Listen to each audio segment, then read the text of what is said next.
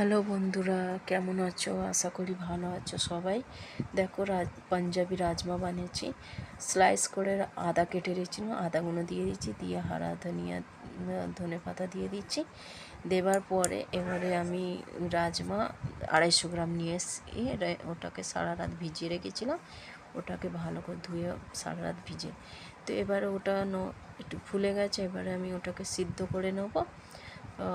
কুকারে সব দিয়ে দিলাম, দিয়ে এর মধ্যে গোটা গরম মশলা দিয়ে দেব। গোটা গরম মশলা দেব। অনেকজন বিরিয়ানি দেয়, বিরিয়ানি মশলাটা দিলে খুব সুন্দর টেস্ট হয়, তো আমার কাছে ছিল না, ওই জন্য আমি গোটা গরম মশলা দিয়ে দিচ্ছি। এর মধ্যে দিয়ে এবারে 2 গ্লাস জল দিয়েছি। জল দেওয়ার পরে আমি দুটো ভর্তি করে গ্লাসে জলটা একটু পরিমাণ বেশি রাখতে হবে, যতটা, কেন 10-12টা সিটি দিতে হবে, তাই তো ওই জন্যে একটু বেশি জল দিতে হবে, নাহলে পুড়ে যাবে। তো এবার কুকারটা বন্ধ করে নিয়েছি।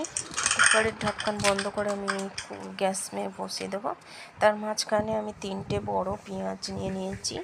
পেঁয়াজগুলো কেটে নেব ছোটো ছোটো টুকরো টুকরো করে, কেন পেঁয়াজটা একটু বেশি পরিমাণ রাখতে। বড় বড় পেঁয়াজ নিয়েছিলাম, 3টে নিয়েছি। আর পেঁয়াজটাকে কেটে বাড়ি নেবো একদম। এর মাঝখানে 3টে টমাটার নিয়েছি বড় দেখে, 3টে টমাটার কেটে নিয়েছি। কেটে নেওয়ার পরে কুকারে এবারে সিটি হচ্ছে 10 থেকে 12টার মতো সিটি দিতে হবে। যতটা বেশি সিটি দেবে তত ভালো। এর মাঝখানে একটা কোড়া নিচ্ছি, কোড়ার মধ্যে গরম করার জন্য তেল রেখে দিয়েছি। 3 চামচের মতন তেল দিয়েছি, বেশি তেল দিইনি, কেন 3 চামচের মতন তেল দিই। তো তেল দিয়ে যারা ডায়েট করে কম তেল দিয়েই বানায়, তো ওই জন্য আমি কম তেল দিয়েই দেখাচ্ছি। একটু জিরা দিয়েছি, জিরে। আর জিরে দেওয়ার পরে এবারে জিরেটা ফুটে উঠবে ভালোভাবে, গরম হয়ে গেলে তেল, ছোটো ছোটো টুকরো করে পেঁয়াজগুলো দিয়ে দিচ্ছি, কাটা পেঁয়াজ। এবার সব কটা পেঁয়াজ দেওয়ার পরে ভালো করে লাল করে ভাজতে হবে।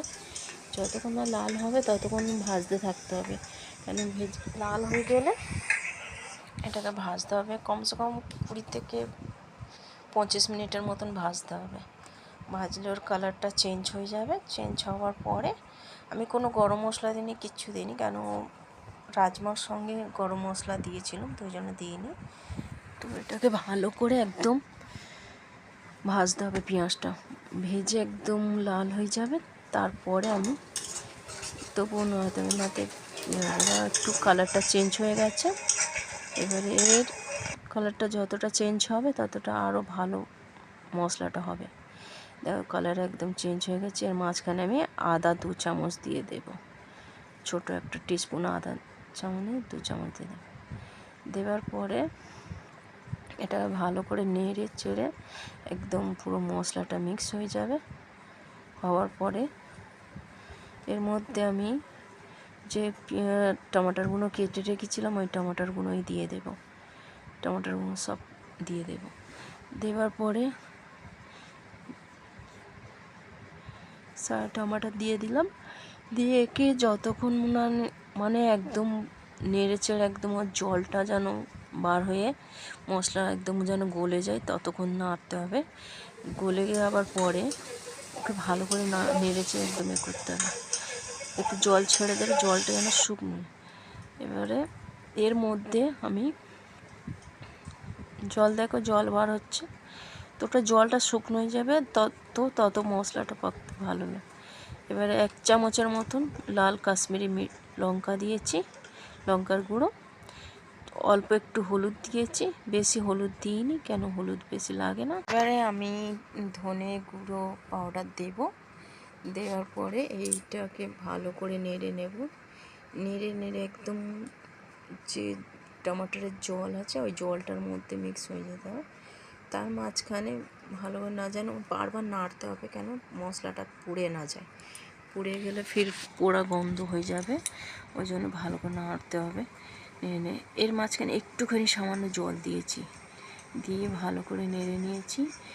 নিয়ে এবারে আমি আর একটু মানে বেশি ভাজা মতন হয়ে আসছে, একটু নিচে লেগে যাচ্ছে, তার জন্য আর একটু জল দেব। আমি জল দিলাম।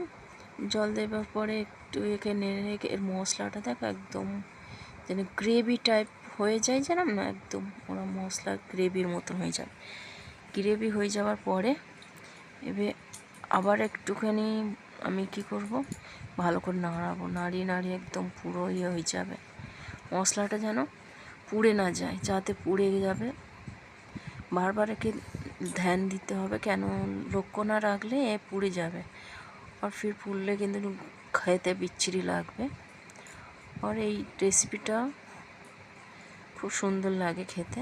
আমি আর একটু জল দিয়েছি, দিয়ে ওর গ্রেভিটা বেশি করার জন্য আমি ভালো করে মশলাটা এবার আমি একে একটু ঢাকা দেবো, ঢাকা দিয়ে রাখবো 5 মিনিটের মতন ঢাকা দেবো।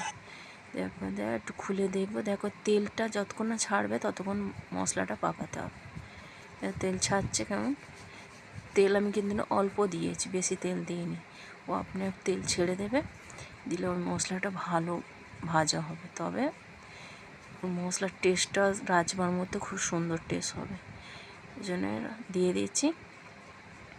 এবারে ফিরে একটু ঢাকা দেব, ঢাকা দেওয়ার পরে 2 মিনিট পর ফিরে খুলে দেখব, দেখলাম যে আরও মশলাটা আর একটু বেশি ভালো ভাজা হয়ে গেছে।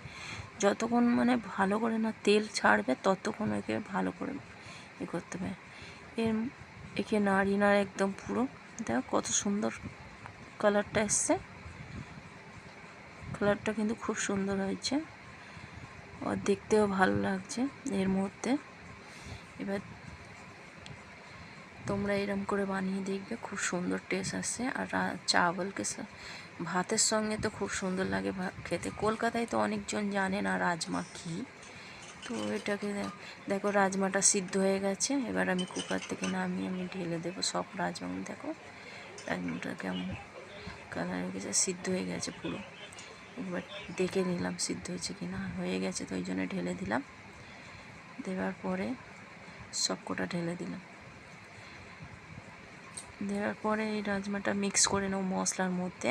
আর ওই কুকারের মধ্যে একটু গরম জল করতে রেখে দিচ্ছি, গরম জল করতে রেখে দেবো। কেন গরম জল একটু কেন শুকনো হয়ে গেছে মশলাটা, দেখো বেশি ইয়ে ছিল না, মানে রাজমাটা সিদ্ধ হয়ে জলটা কম হয়ে গেছে।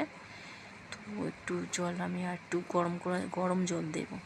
তো ওই কুকারের মধ্যে গরম জল করতে রেখে দিই, বেশি দেবো না, 1 গ্লাসের মতন গরম জল করতে দেবে, দিয়ে আর সিদ্ধ করে নেব। জলটা গরম হয়ে গেছে, এবার এর মধ্যে ঢেলে দেব।